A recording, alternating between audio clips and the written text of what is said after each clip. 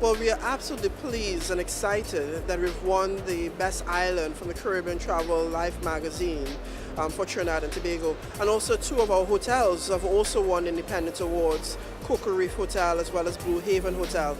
And there's no surprise for us in the sense that Trinidad and Tobago continues to be recognized for the fantastic tourism product that we have. For more than 5 years, Tobago has been recognized as being one of the best eco destinations in the world.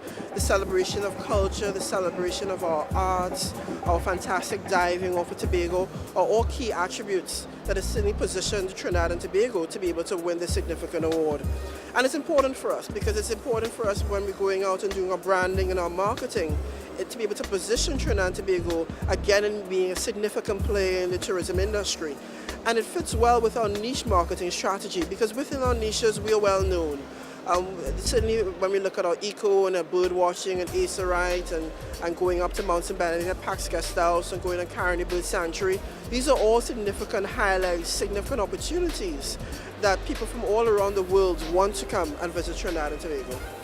The travel and leisure industry continues to see many changes, and broadening one's vision and innovation remain the key to differentiating oneself from others in light of the challenging economic climate.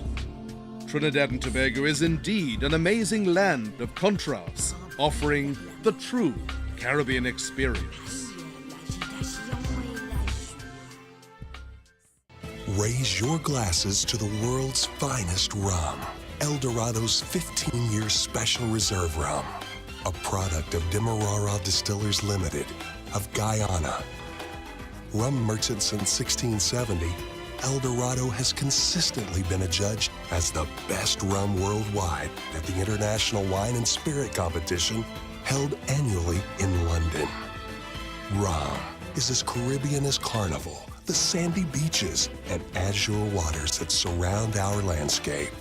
Truly fine rums like El Dorado are aged as much as 12 to 15 years and blended with much care. It's come a long way since the days of the pirates and buccaneers that sailed the Caribbean, and El Dorado is now proudly recognized as the best rum in the world. Capture the spirit of the Caribbean with El Dorado.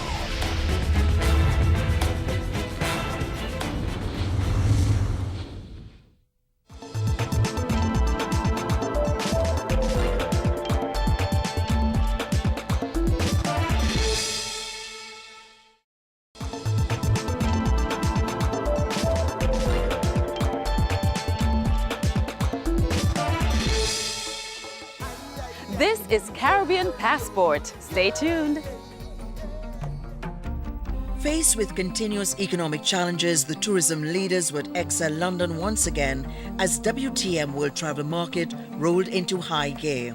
Even as South Africa's representatives were busy reminding everyone about the upcoming FIFA World Cup, travel industry officials were focused on the task of selling their destinations. Indeed, WTM is a celebration of tourism and its value to any country seeking to diversify and invest within this powerful sector. Dubai is in an oil-rich region, but what have they done? They have started to develop a full-fledged travel and tourism economy. And out of that, they are going to now to have conventions. They are going to now to have a financial center. They are going to have a headquarter of companies which are operating in the Middle East. I think it's something a responsible government should consider and should consider strongly, because let's never forget, if you invest $1 million in oil, you generate 1.5 jobs. If you invest $1 million in travel and tourism, you generate 10 jobs. Because of the need for aggressive marketing in order to attract visitors to the destinations during this challenging economic period, WTM provided a fantastic opportunity to move ahead in the game. You have got to ensure that your quality remains high, that your price points remain competitive, and that your efficiencies are high. What that requires then is a remodeling. It's to create new business models within your sectors. And this is why destinations such as Jamaica have aimed at being more dynamic in the area of marketing. You cannot sit on your laurels and believe that 2010 is going to be another ride. It is not going to be, because all destinations have been ramping up now their marketing and their advertising and their promotions and their airlift strategies. And so we have had to do the same. And we have moved very, very aggressively in the area of securing airlifts for Jamaica, because we recognize that that was our salvation during this difficult period. Because when airlines were downsizing and right-sizing, and some even say capsizing, we were able to strategize and bring them into Jamaica. And as a result, for this winter, we have over 1 million seats coming into Jamaica. Just as Jamaica has been seeking to attract South American visitors, Caribbean destinations, especially the smaller islands, were advised to also train their sites on untapped markets.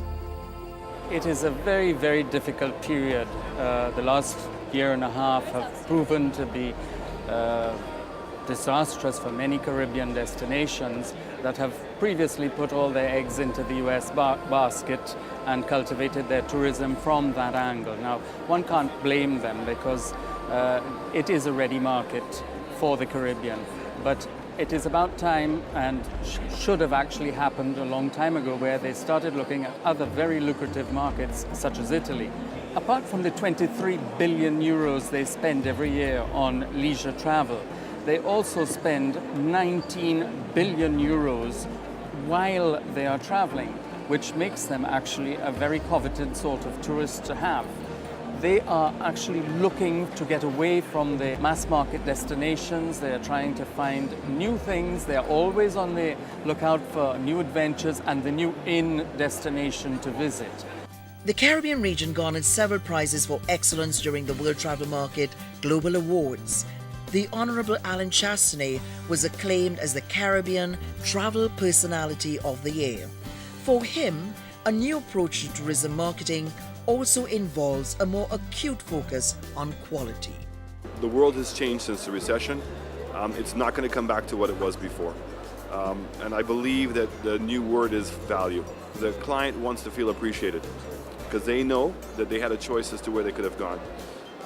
Excuses that we keep making about whether it's crime, whether it's about long lines at the airports, whether it's about disorganized taxis, whether it's about people giving wrong prices, that's not tolerable anymore. And there are a lot of other destinations out there that are substantially hungrier than we are in the Caribbean. Considering the fact that the Caribbean travel industry employs over 2.1 million people, or 12.9% of the total workforce, everyone within the region has a duty to protect the tourism product, especially with the lurking threat of crime. We as West Indians need to take much pride in our countries and realize that what we're offering the world is a place where a sanctuary from the madness that's going on. And we have to do a better job of convincing everybody in our society that that's what they should be doing. So crime is not going to be solved just by the government alone. I think that the entire country, the government and the people, have to draw a line in the sand and recognize that it's a cancer, and it really is a hindrance and very demeaning to us as people in this world. And I think that we, knowing West Indians, we have much more pride in it than that. But I think we have to address it face head on. We have to recognize that paradise doesn't exist, and then work together to try to resolve the problem. Such a responsibility also applies whenever well-publicized incidents involving visitors crop up.